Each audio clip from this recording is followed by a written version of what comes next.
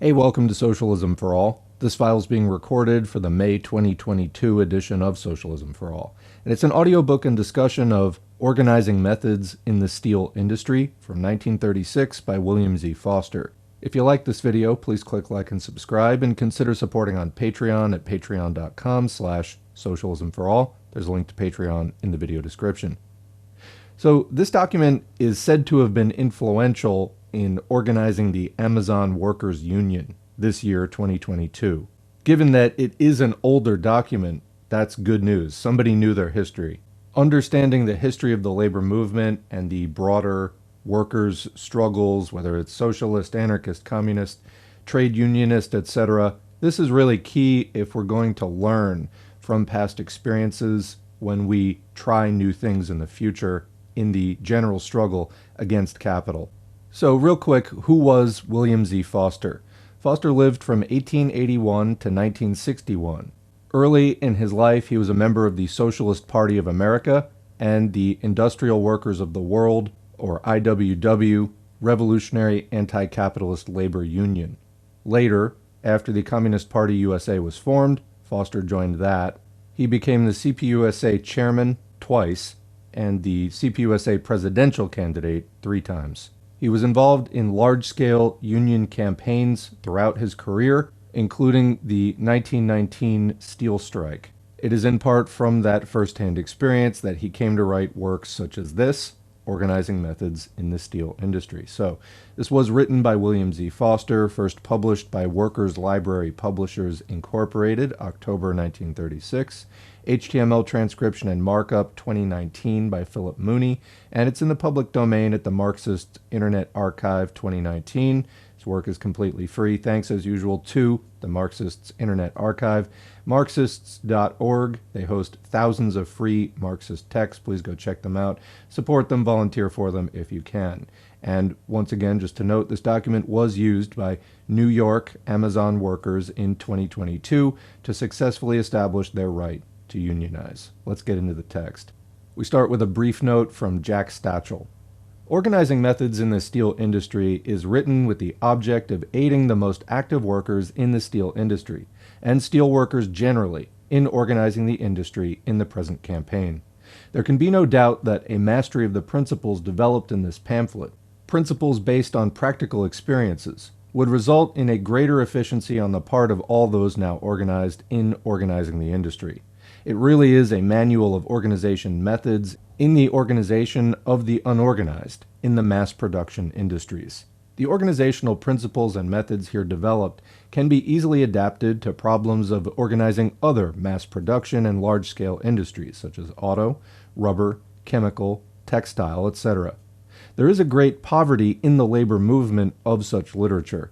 This poverty is felt also in labor schools. This manual should prove very popular for trade union courses in the various workers' labor schools. Let us hope that this is a beginning of the development of such literature to fill the need in the present growth of the trade union movement. Jack Stachel. Now getting to the main text. Introduction.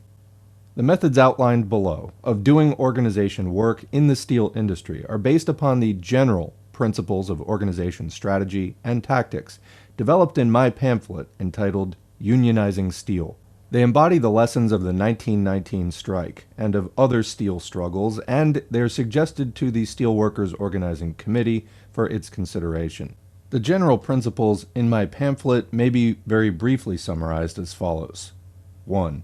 The organization work must be done by a working combination of the progressive and left-wing forces in the labor movement. It is only these elements that have the necessary vision, flexibility, and courage to go forward with such an important project as the organization of the 500,000 steelworkers in the face of the powerful opposition of the Steel Trust and its capitalist allies. As far as the right-wing reactionaries, crystallized in the Executive Council of the American Federation of Labor are concerned, they will not and cannot organize the steelworkers. In 1936, even as in 1919, their attitude is one of sabotage and obstruction. 2. The organization campaign must be based upon the principles of trade union democracy.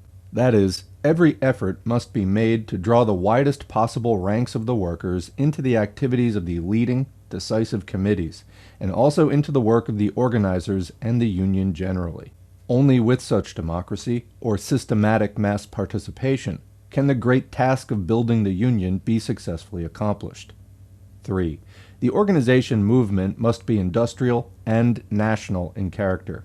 That is, A, it must include every category of workers in the steel industry, not merely a thin stratum of skilled workers at the top. Comment, that is what industrial unionism means. You organize the entire industry, not by trade, but by the fact that they work in the same industry. And B, the drive must be carried on energetically and simultaneously in every steel center, not simply here and there spasmodically in individual mills or steel centers, but nationally. 4. The campaign must develop a strong discipline among the organizers and workers in order to prevent the movement from being wrecked by company-inspired local strikes and other disruptive tendencies. The necessary discipline cannot be attained by issuing drastic orders, but must be based upon wide education work among the rank and file, and the development of confidence among them in the cause and ultimate victory of the movement. 5. The organization campaign must be a fighting movement. It must realize that if the steelworkers are to be organized, they can only rely upon themselves and the support they get from other workers. While every advantage should be taken of all political institutions and individuals to defend the steelworkers' civil rights and to advance their interests generally, it would be the worst folly to rely upon Roosevelt, Earl, or other capitalist politicians to adopt measures to organize the steel workers. There is every probability that only through a great strike can the steelworkers establish their union and secure their demands, and this perspective must be constantly borne in mind. 6. Although the steelworkers must not place their faith in capitalist politicians, they should utilize every means to develop working-class political activity and organization in the steel areas. Especially, there should be organized local labor parties in the steel towns, and thus foundations laid for an eventual farmer labor party. 7. The movement must be highly self-critical. That is, there should be a constant re-examination of the organization methods used, and only in such a way can the necessary adjustments be made in tactics to fit the different situations. Comment, we might call this scientific, constant re-examination of the methods used, what works, what doesn't, etc.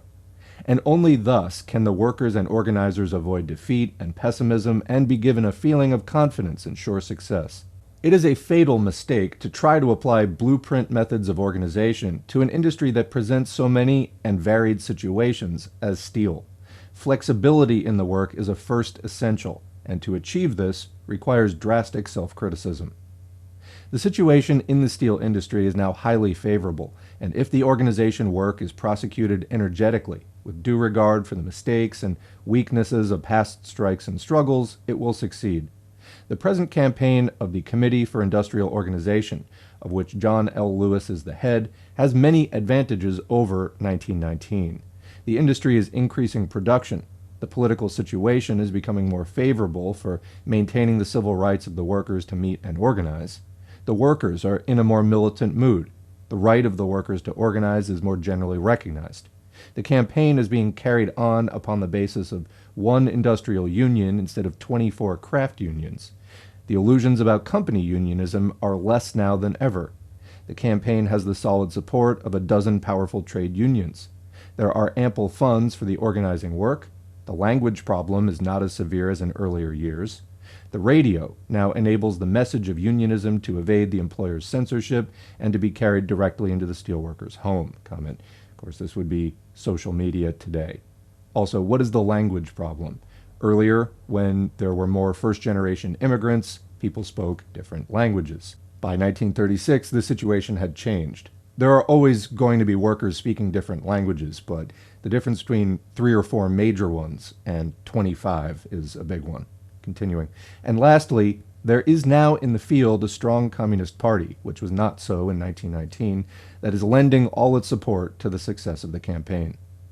The steelworkers have every reason to enter into the present campaign with full confidence of victory. Now is the time to break down the open shop slavery that has cursed the steel industry ever since the defeat of the heroic Homestead strikers in 1892. Now is the opportunity to build the Amalgamated Association of Iron, Steel, and Tin Workers into a great union, powerful enough to bring a happier life to the steel workers and their families. Quick comment, what is an open shop? So there are basically four statuses of workplaces with regard to a union. There's a closed shop, where you have to be a member of the union just to be hired in the first place. There's a union shop, where you don't have to be a union member to be hired, but you do have to join it within a certain amount of time if you are hired. Then there's an agency shop, where you can't be compelled to join the union, but you do have to pay dues to it. And then there's the open shop, where neither membership nor dues payment is compulsory at all.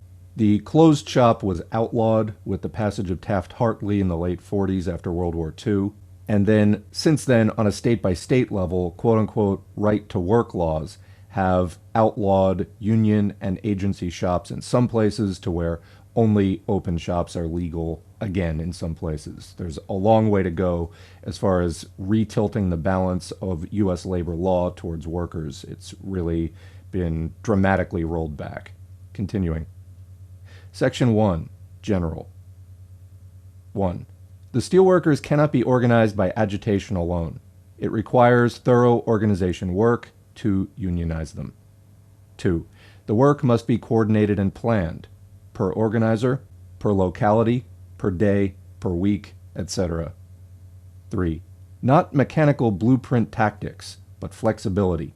The degree to which the proposals below can be applied depends on local conditions, the workers' mood and strength of organization, the attitude of the bosses and government towards the campaign, etc. 4.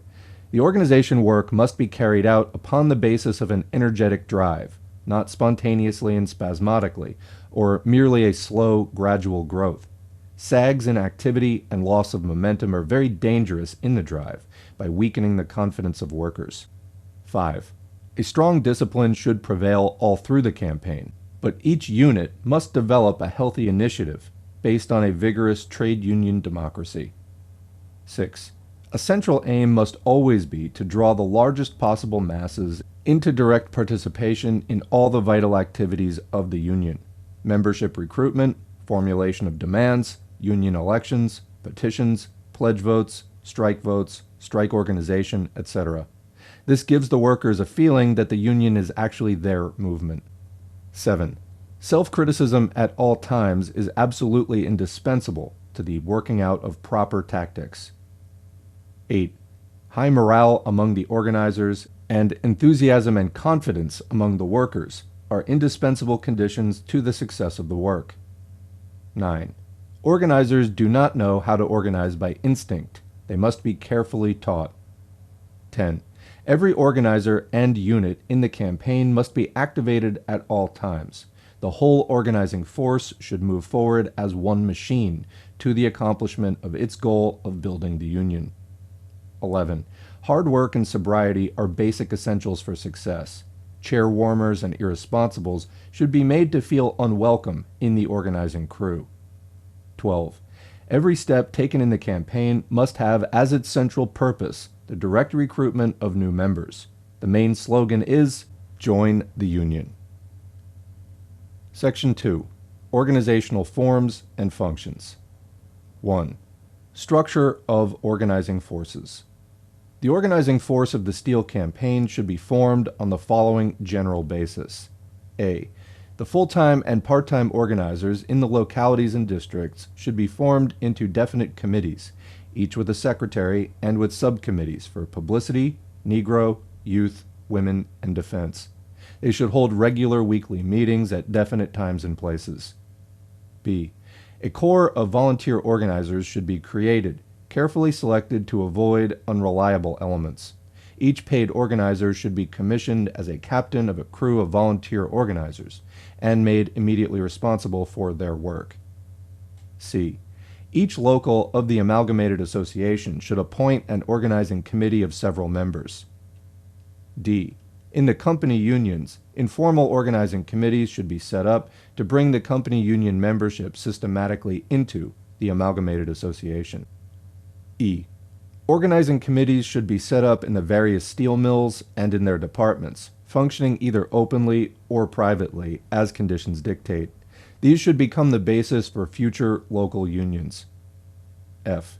The central labor unions and other unions, especially the railroad organizations, should set up local committees to support the steel drive and to organize their own trades. The steel drive should aim at 100% organization of all workers in the steel towns. G.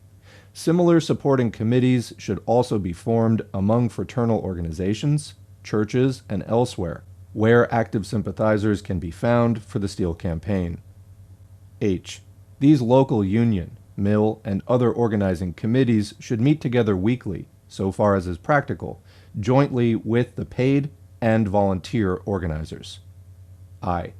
One or more national conferences of all the local unions and organizing forces should be held to coordinate the whole campaign of organization. J.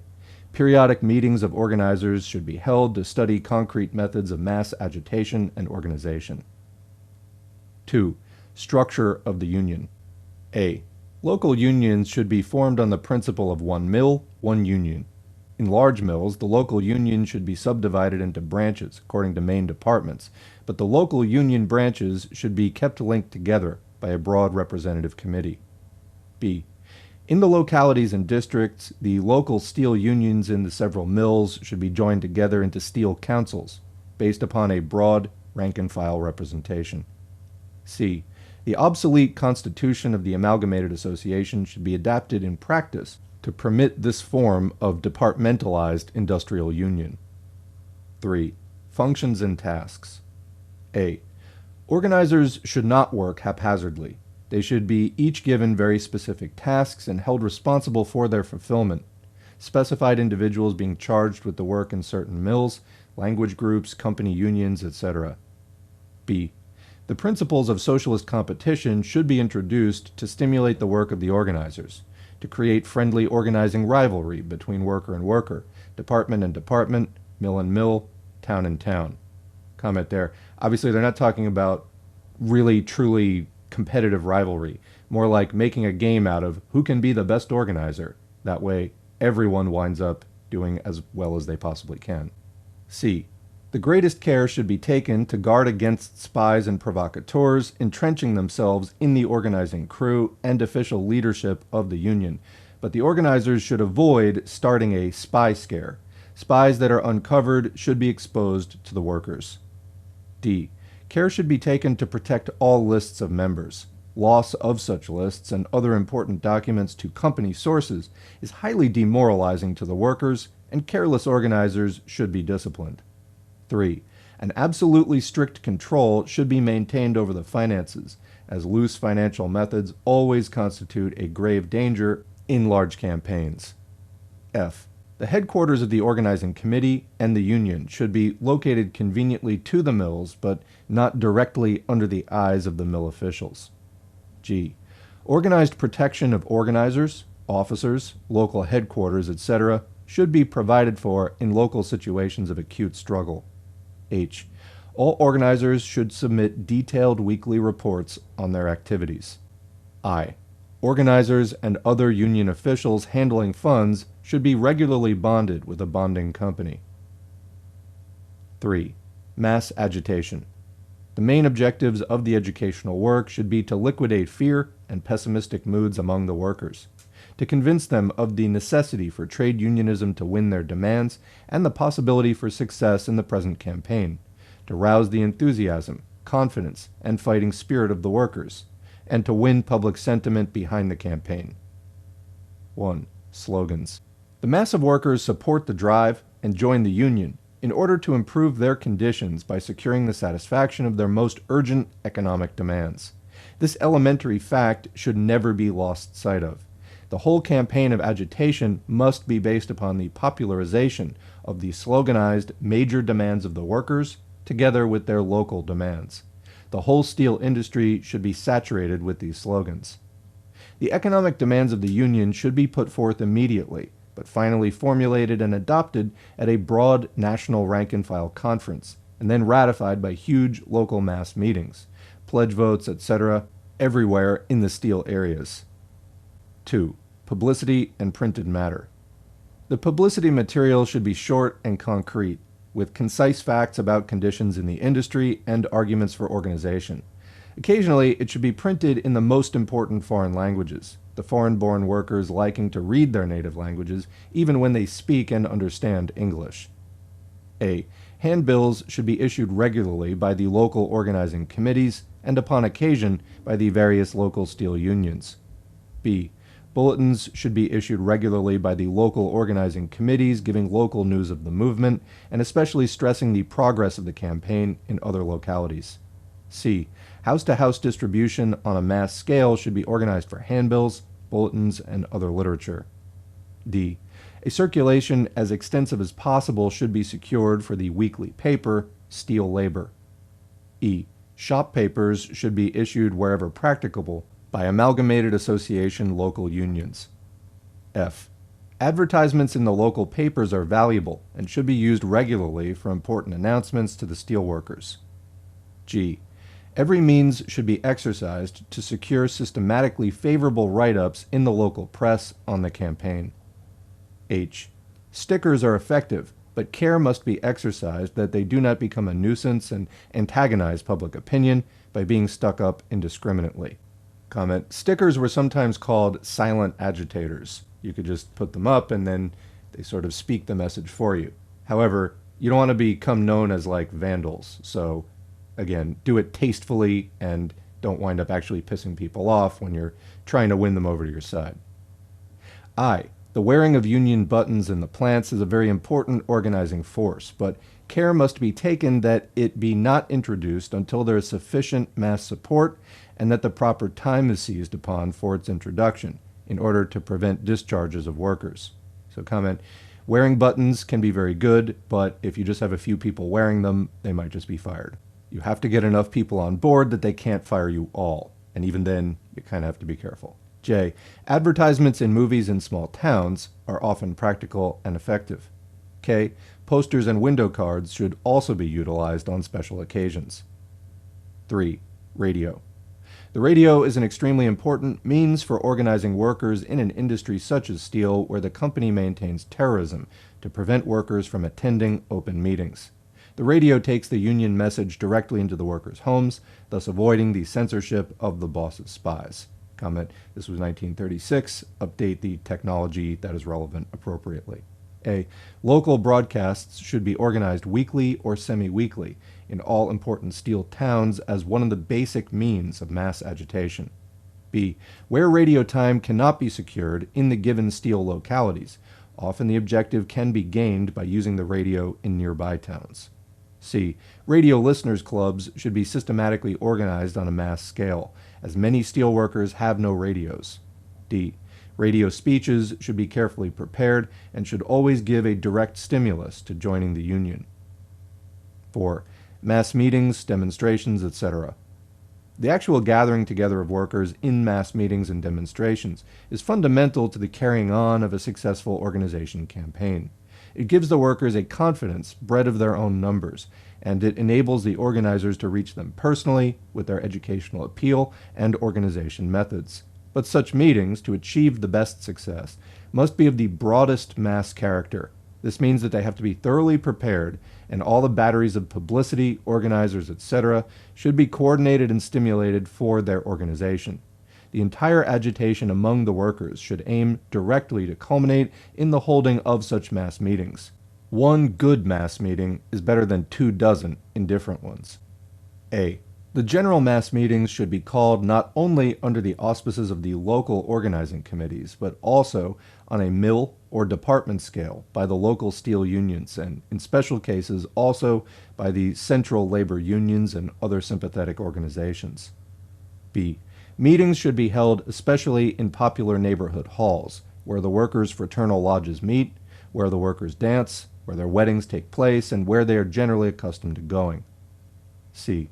Every effort should be made to bring the maximum number of women and children to the steel mass meetings. D.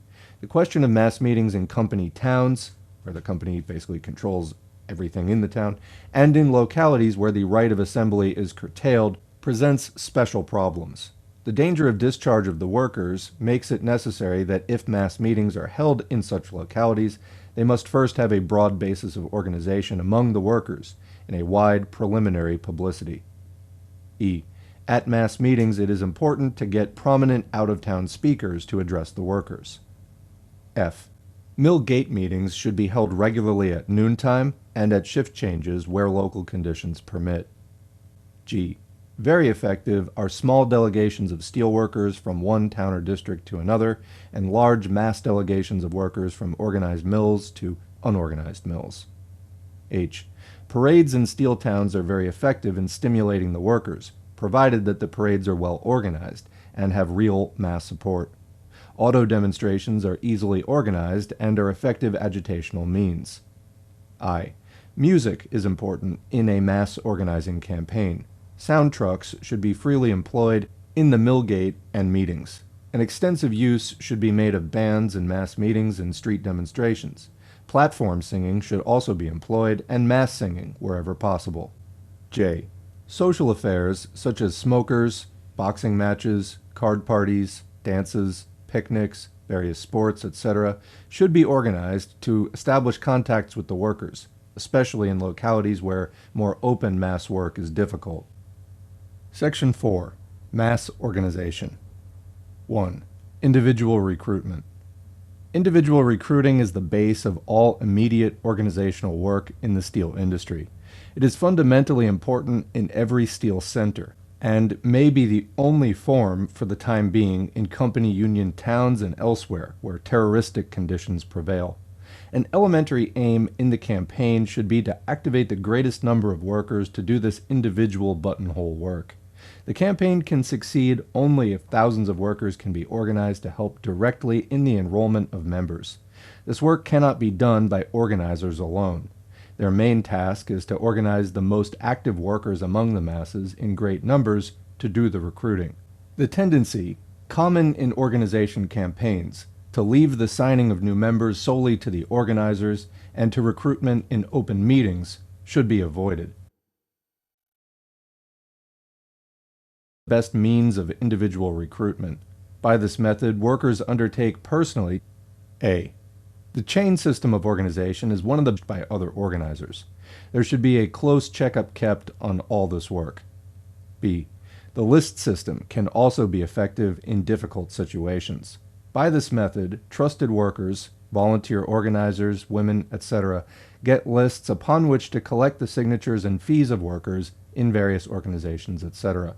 Comment. So that's like the second or third mention of women as distinct from the steel workers. Of course, at this time, the steel industry was dominated by men, so sort of understood in this context that women were people not directly involved in this type of work. So, of course, if you're applying this, particularly today in 2022, to many industries, that would not be the case. C. Individual recruitment in all its forms should be organized as far as possible, according to department and mill. D. Thorough organizational arrangements should be made for signing up new members at social affairs, radio listening groups, small home meetings, in fraternal lodges, etc. E. Key people in shops, fraternal organizations, etc. should be given close attention, and all efforts should be made to sign them up, but this work should not be done at the expense of broad organization work among the masses. F. In closed company towns and elsewhere where terroristic conditions prevail, secret methods of organization work are often imperative to prevent demoralizing discharge or firing cases. Irresponsible exposure of the workers to discharge or firing must be strictly avoided. In such cases, union organizers can often work temporarily as insurance agents, peddlers, etc. 2. Open recruiting. A. Open recruitment should be carried on at all mass meetings, except where special conditions prevail that may expose the workers to being fired. Well-organized crews of clerks should be on hand to sign up the new members, issuing receipts on the spot.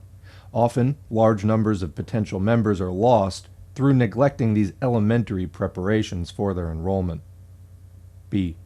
Local unions should hold mass meetings of the workers in their respective mills and sign up new members. There should also be special meetings held for the various numerically important crafts where necessary. Often workers will join at such meetings when they will not sign up at large open mass meetings.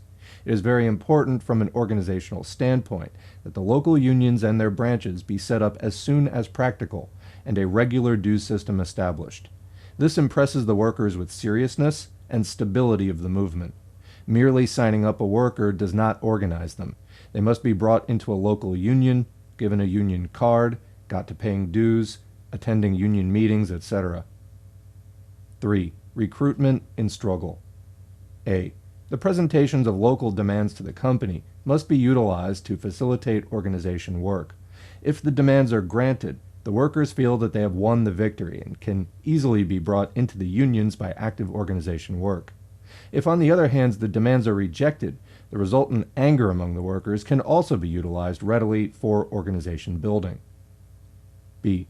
Departmental and local strikes in this early stage in the organization campaign may be very dangerous. They should be avoided, especially in mills of the biggest steel corporations, and now when the union is still weak. Where strikes occur, no time should be lost in formally enlisting all the workers into the union, and every effort should be put forth to win the struggle. C. Discharge or firing cases for union activity should be taken care of immediately. Delay is very injurious to the workers' morale.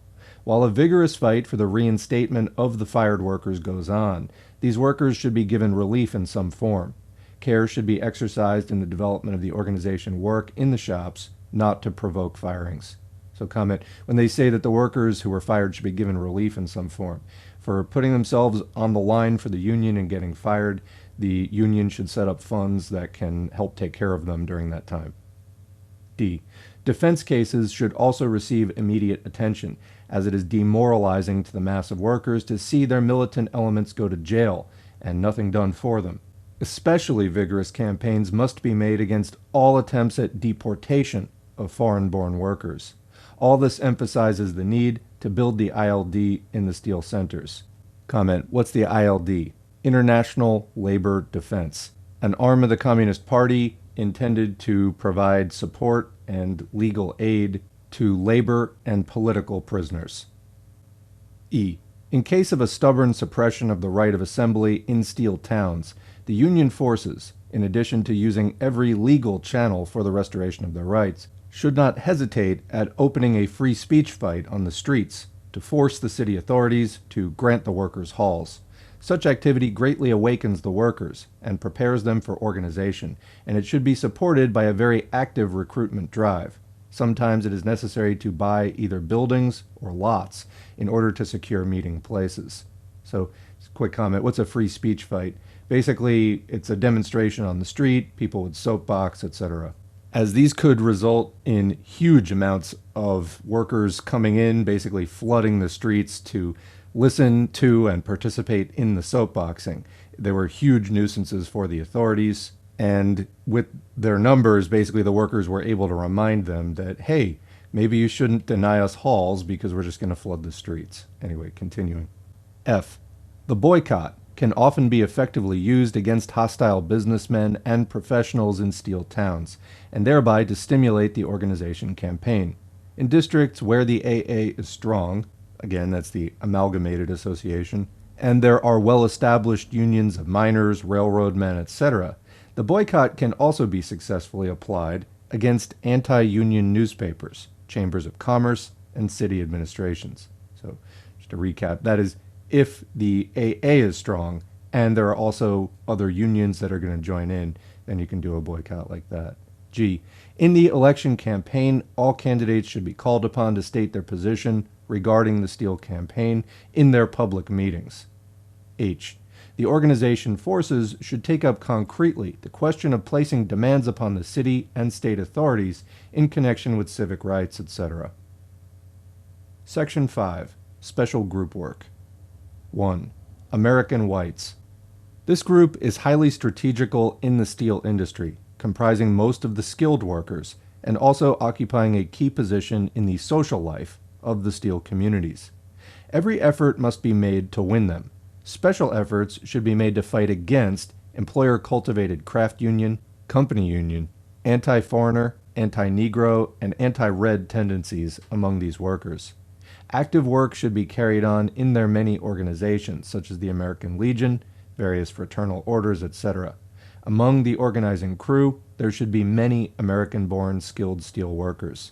So comment, just want to point out there, I think it was pretty clear, but they make the point that in the steel industry, the white workers enjoying the privileges that they had, being the more skilled workers, etc., these were important people to recruit. However, special efforts must be made to fight against all the anti-socialist, anti-black, anti-foreigner, so racism, xenophobia, etc.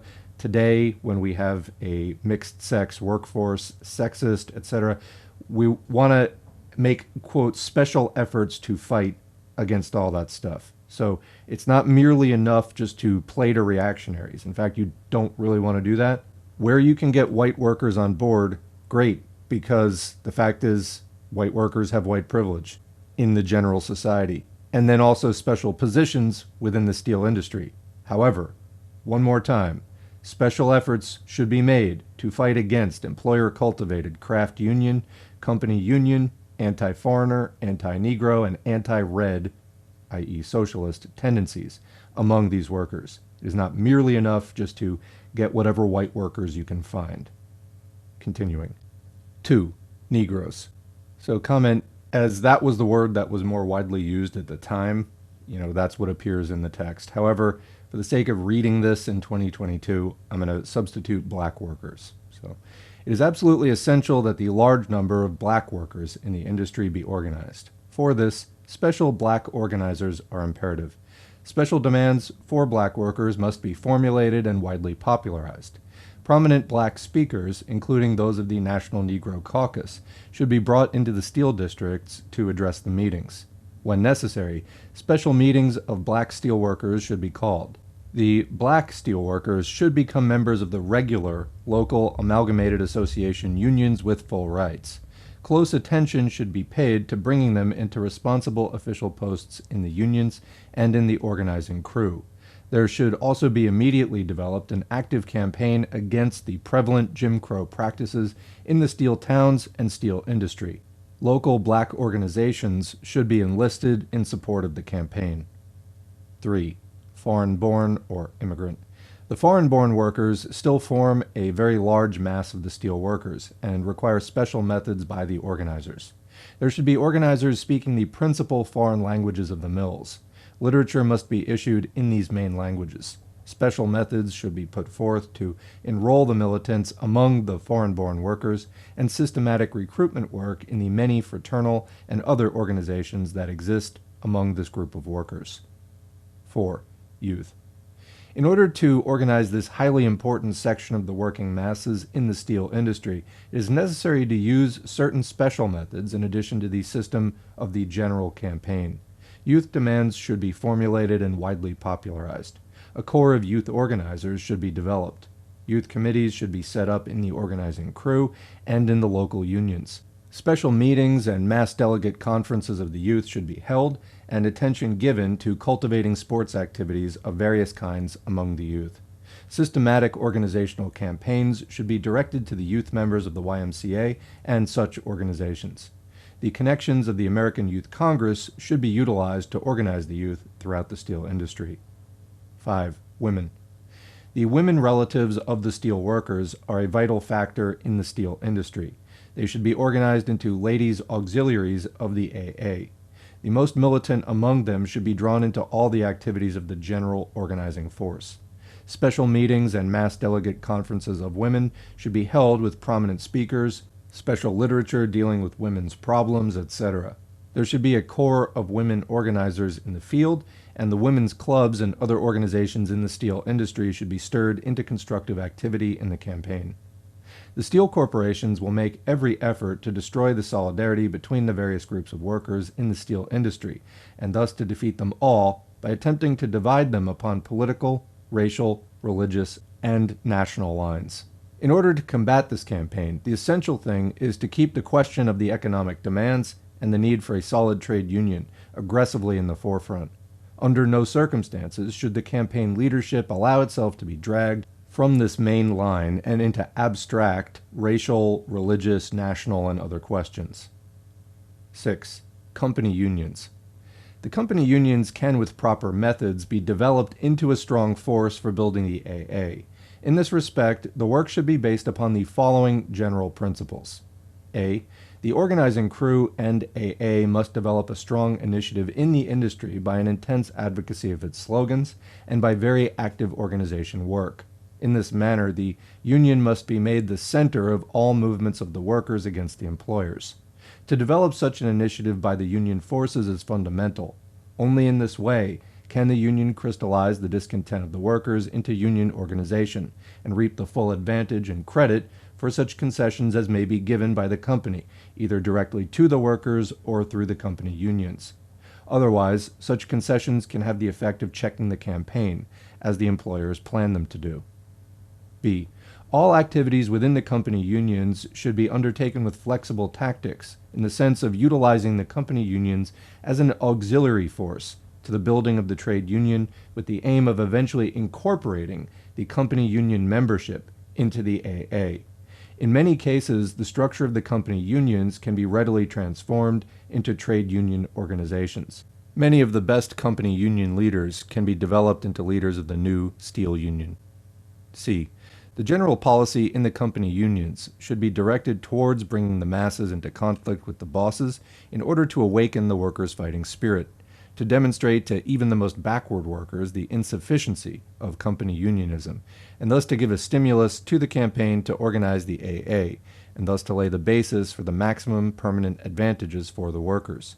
This should be the policy, rather than to make important settlements through the company unions with the bosses, and thus to create illusions that the company unions are effective and that the trade union is not necessary. D.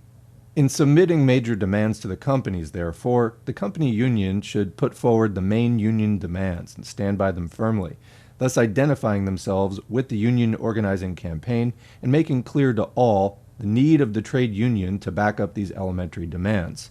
So far as possible, all important concessions from the company should be won directly by the trade union or under its immediate leadership, in order to avoid the strengthening of company union illusions. E.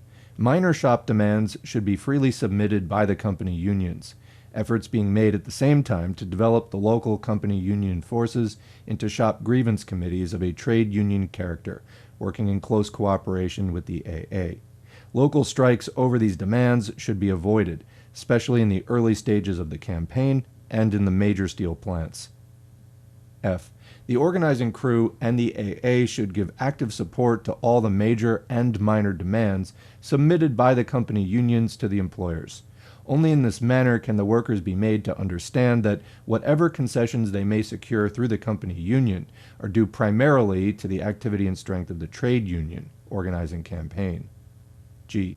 In case of company union elections, tickets should be put up of workers supporting the AA and the organizing campaign. H. Efforts should be constantly made to have the company unions in practice break with their narrow constitutions by holding mass local and district conferences, by issuing independent papers and bulletins, by meeting off of company property, etc. I. In cases where such a step is possible and practical, trade union speakers should be invited to company union meetings and vice versa. Joint trade union, company union conferences should eventually become possible and necessary. J. In all this work in the company unions, the basic conditions for success are, first, for the organizing forces to maintain in the company union an active campaign of education, exposing the maneuvers of the companies and stressing the need for trade unionism, and secondly, to prosecute in the company unions an aggressive campaign of organization by recruiting key people, setting up of organizing committees in shops, activizing of company union members, drawing in of company union representatives into trade union conferences, meetings, etc. K.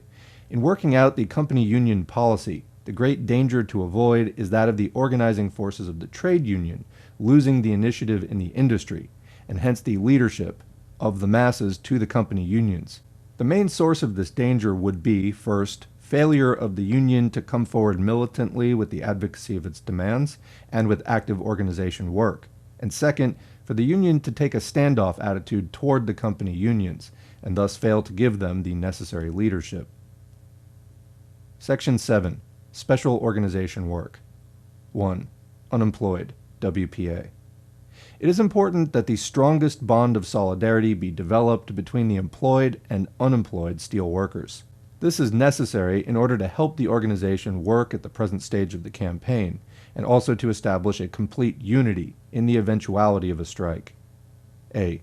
The organizing forces and the AA should give active support to the demands of the unemployed and WPA workers, and should extend support in building the Workers' Alliance and other organizations of the unemployed and relief workers. B. Representative unemployed workers should be engaged as steel union organizers and brought into all the trade union organizing committees. Volunteer organizers should also be recruited from among the unemployed and relief workers. C. Mass conferences, demonstrations, etc. of the unemployed should be stimulated to popularize and organize the steel campaign. D. Representatives of the organizing crew should visit all organizations and meetings of the unemployed in order to make direct connections in behalf of the organizing campaign. 2. Fraternal organizations. These organizations play a vital role in the steel towns, especially among the foreign-born workers. It's very important to develop a strong educational and organizational campaign among them. Among the measures necessary are the following. A. There should be national and local mass conferences held, in which these organizations should recruit members for themselves as well as for the AA. B. There should be committees set up in the local organizations of these fraternal bodies in order systematically to recruit their steelworker members into the AA. C. There should be an exchange of speakers between the meetings of the fraternal organizations and of the union. They should also send fraternal delegates to each other's conferences and gatherings. D. The fraternal organizations should assign organizers to the steel campaign. E. The organization campaign should make free use of the halls of the fraternal organizations, and in cases of suppression of civil rights, these may be the only halls available. F. Educational material on the steel drive should be systematically furnished to the press of the fraternal organizations. 3. Churches. In many instances, strongly favorable sentiment to the organization campaign will be found among the churches in the steel towns. This should be carefully systematized and utilized. A. Organizers should be sent to the churches to speak from the pulpits. If possible, Labor Sundays should be organized, with organizers speaking in many churches simultaneously throughout the whole community. B. Sympathetic priests and preachers should be invited to speak at meetings in the organization campaign. C. Active work of recruitment should be developed in the local religious organizations. Articles should be prepared for publication in the religious press, etc. D.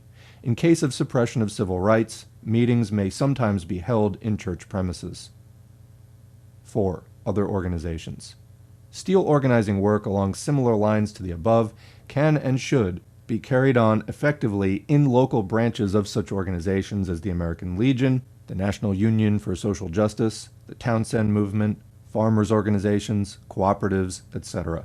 In the steel towns, the organizing crew should pay special attention to sending speakers into all organizations and meetings of professional and businessmen in order to break down, as far as possible, the opposition of these elements to the organization of the steelworkers. And that is the end of the audiobook. So I would say we now have a number of direct organizing resources pertaining specifically to workplace labor organizing. And I would say that this is the grandest scale among them. I mean, what they were trying to do is to organize a really big industry employing hundreds of thousands of people on a nationwide scale. I would say if you're interested in this kind of thing, but you're fairly new to the whole subject, there are some other videos that I will link in the video description and probably in a pinned comment also. I would suggest starting with the Basic Workplace Organizing Guide from the IWW, same organization that Foster was a member of back in the day.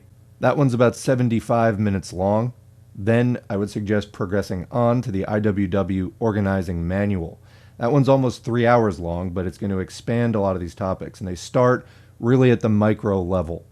Then I would say return to this one, revisit this, because it takes all these concepts and then applies them on the biggest scale, short of international, so very wide scale application of these organizing principles. But I think that this one is distinct in terms of really bringing in the entire surrounding society and really considering all the conditions and features of the social landscape that large-scale union organizers have at their disposal, and also on the flip side to contend with. So anyway, that's going to wrap it up for this video. What do you think? Questions, comments, anything you didn't understand, any stories you want to share, leave them in the comment section below. We'll continue the discussion there as always. Otherwise, thanks for listening. And thanks to the current patrons whose names are on the screen. We don't run ads at Socialism for All, so this support is really vital. If you'd like to get your name on the screen, head to patreon.com/Socialism for All. You can sign up for as little as $2 a month or more.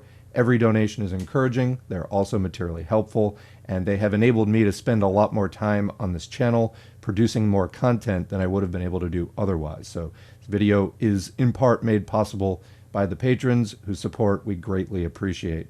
Beyond that, once the content is created and uploaded, your engagement with the videos matters. So liking, sharing, subscribing, clicking the notifications bell, leaving a comment, even if it's just thanks or good video.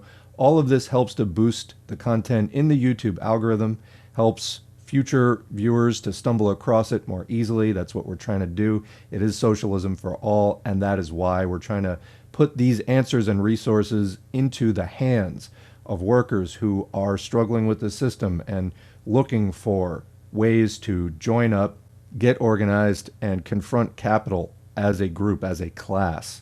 Things do not have to be the way that they are currently. Life does not have to be this hard, but we've got to help each other, and it starts with getting organized.